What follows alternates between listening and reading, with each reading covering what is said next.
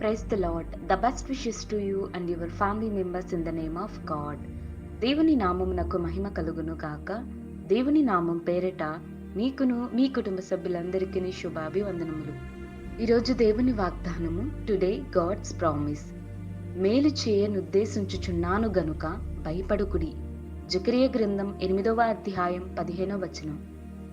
Do not be afraid because I intend to do good. The book of Zechariah chapter 8 verses 15. క్రీస్తునందు ప్రియమైన సహోదరి సహోదరులారా, మన ప్రభువైన యేసుక్రీస్తు ఈరోజు దేవుని వాక్య భాగం ద్వారా సెలవిస్తున్నాడు. మన ప్రభువైన యేసుక్రీస్తు మన అందరి జీవితాలలో మేలులను జరిగించాలని ఆశ కలిగి ఉన్నాడు. మరి మనమైతే ఈరోజు ఏ విధంగా జీవిస్తున్నాం, ఎలా ఉంటున్నాము?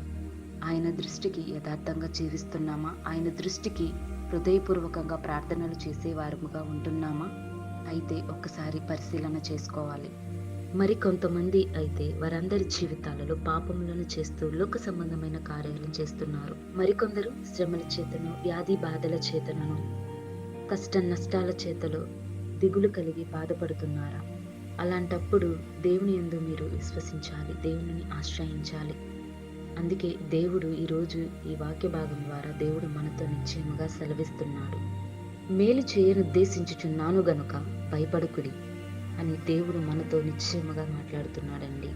కాబట్టి మనం దేవుని యందు విశ్వాసం కలిగి ఆయన మాటల మీద నమ్మకం ఉంచి ధైర్యం కలిగి ఉన్నట్లయితే దేవుడు మనలను ఆశీర్వదిస్తాడు. అలాగే మనము మన పాపాల నుండి పాప క్షమాపణ కలిగి ఉండి దేవుని యందు యథార్థంగా ప్రార్థనలు చేయాలి. పాపము మనలను దేవుడి నుండి వేరు చేస్తుంది. అందుకే మన జీవితాలలో మేలులను జరగడం లేదు. మనం పాపాలే అడ్డంగా మనకు ఉంటాయి. కాబట్టి మనం దేవుని యందు విశ్వాసం కలగాలి.